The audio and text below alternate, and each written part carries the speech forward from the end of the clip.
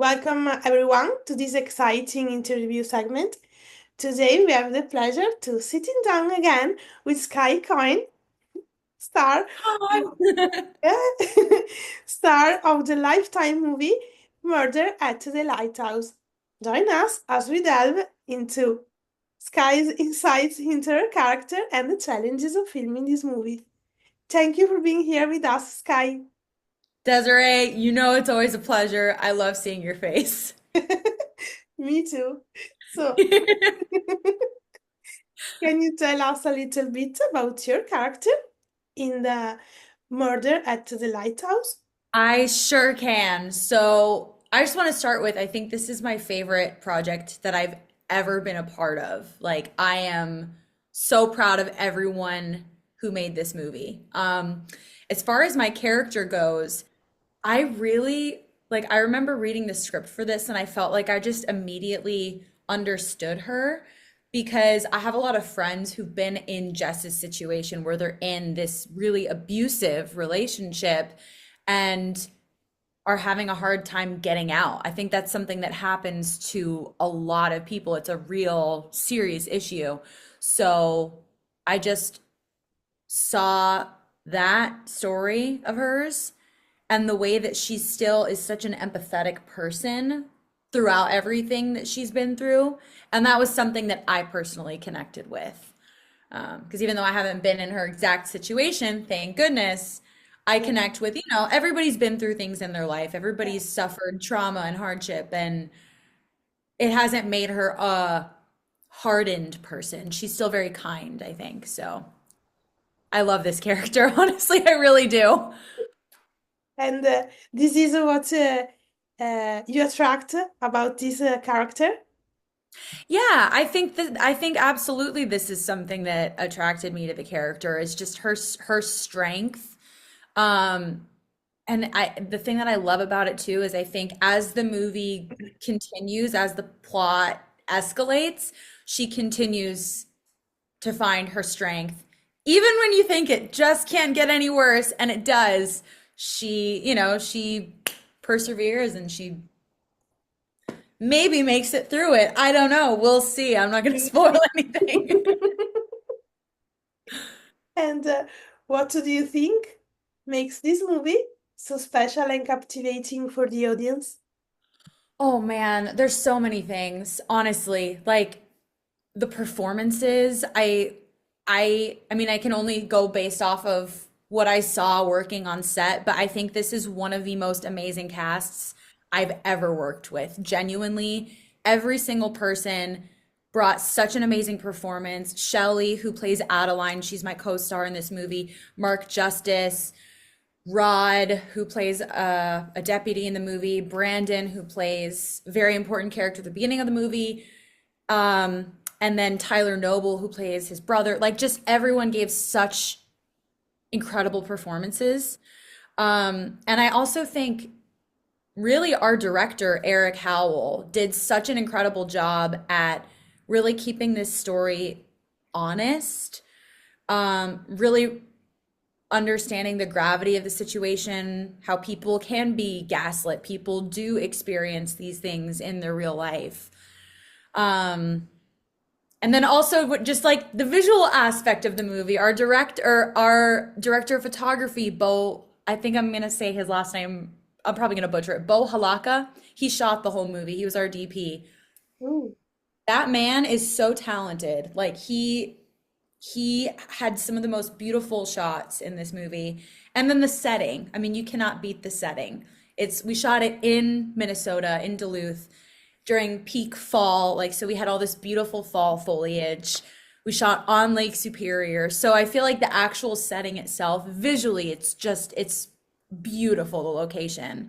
So it felt like a dream to be there. And the producer of this whole movie, Mandy June Turpin, she just put the most amazing team together. So I could give a TED talk on how special this movie was. As you can tell, I'm like very passionate about it. This is great. I'm looking forward to watch it. Oh, good. So, what can you tease about your character journey?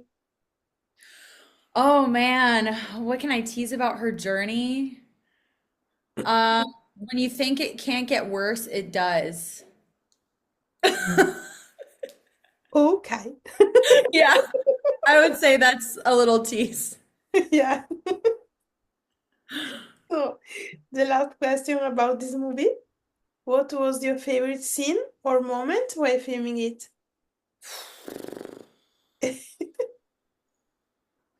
Um, there's not necessarily like one particular scene I would say that was my favorite to shoot. I don't know if, yeah, I really enjoyed shooting everything. Um, it was definitely the most challenging project that I've ever done and the most tiring. But we had so many special moments during shooting this movie. We got to see the Northern Lights on three separate occasions, Ooh, which was I've seen them before earlier last year in Alaska with my husband, but seeing them while we were filming, there was literally like this geomagnetic storm on one of the nights that we had to shoot an overnight. So we had really, really late hours, which is great for seeing the Northern Lights because that's when they come out. And the location that we were shooting is this beautiful property that's owned by this man named Brian Lewis, who was so kind to let us shoot there. And there's like a dock and everything. There's a lake, and so this one specific day of filming, there was just this geomagnetic storm. And so in the scenes that I wasn't needed in, I would literally just go and lay out on this dock. My husband was there, my dog was there, he came with me to film. My mom was actually in town visiting too. So we were just laying on the dock watching the Northern Lights like explode overhead. It was the most it was one of those moments where I just had to pinch myself and I just couldn't believe that I was really seeing that. And it just made me feel so lucky to be able to have the opportunity to be a part of something that means so much to me and then also get to see this. It was amazing. So that was definitely like a core memory in my brain for sure. amazing. And when were you filming this movie? The timing? When were you filming Oh, we it? filmed it was October of Oh, 2024. last year. Okay. Yeah, At October October. 2024. Yeah, great. So it's the period of the Northern Lights in Yep, October. Ooh, it great. is. I think the time to see them is I want to say from like August until March-ish. Ooh, But there's so many things that have to line up. Like there has to be enough um solar wind activity, and then the skies have to be clear enough. There has to be no light pollution. So there's a lot of things that have to line up in order for you to be able to get to see them. And yeah, the fact that we got to see them 3 nights was yeah, like, I still kind of can't believe that we got to see them so many times. It was crazy. It was amazing. you were so lucky. I know. It's funny though because was joking with my husband when we were in Minnesota filming. I kept saying I don't think it would be very good if I lived in a place where you could see the Northern Lights because I just would never get any sleep. I really wouldn't because there's an app called Aurora that's used to track the Northern Lights, and it'll send you notifications if the chances are looking good to see them that night. And there were a couple times that happened, and we'd just be in the hotel room, and I would just be scrolling through and go, "Oh God, but what if they come out tonight? But I have to film tomorrow." So I feel like I just would never sleep if I lived in a place that had them. That's amazing. Yeah, it was really special. Yeah.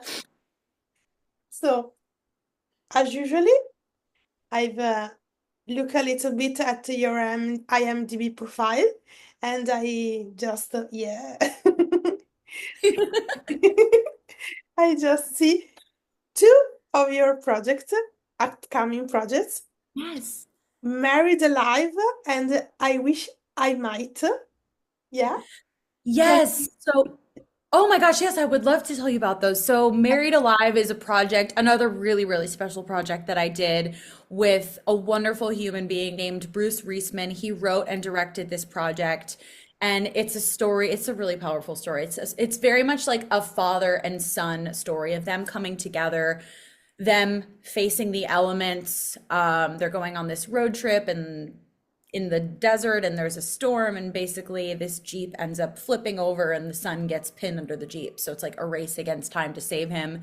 And my character in that movie is I play the fiance of the guy that gets pinned under the Jeep. So I was a more supporting character in that movie, but that was another experience that was really special because I didn't work very many days on that movie, but everyone that was involved was just so, again, very kind, very present, very committed to what they were doing. Yeah. Um, and I Wish I Might is another project that is written by Bruce Reisman. I think we're just sort of in the pre-production phase now. I don't know exactly when we're going to start filming, but Yeah. that script, I read it pretty recently, and it's so, the message in it is so powerful about just the decisions that you make in your life and how that impacts your life. So that's enough. I don't want to like say too much about that because I honestly don't know how much I am allowed to say. So I'd rather keep that one under wraps, but it's a really, really special script. So I feel lucky to have so many cool projects that I've been able Yeah. to, really be passionate about. I don't take it for granted for sure. And one of them or both is for a lifetime? None of those are for Lifetime. Not of those. Okay. Yeah. Okay. And can you tease us something about your next projects? What are you going to film now? Yes, I actually am getting ready to shoot another Lifetime movie. Yeah. Um, I don't even know. I literally just found out that I got this job yesterday, so I'm still like, I know, like very last minute, but we're Yeah. gonna be shooting in New Orleans and Kentucky. So it's kind of a Mardi Gras themed Yeah. murder type situation. But that one's gonna be really fun. It's with a team that I've worked with before on previous projects, so I think it'll be really good people. And going to film something in New Orleans and Kentucky, I love traveling for work, so I'm really excited about that. Good luck. Thank you, Desiree. So, so this is it. Make sure all of you to quote Murder at the Lighthouse on Lifetime channel on Sunday, this Sunday night. And thank you, Sky, to join us today. Thank you for having me, Desiree. It's a pleasure. And thank you all for watching. Bye.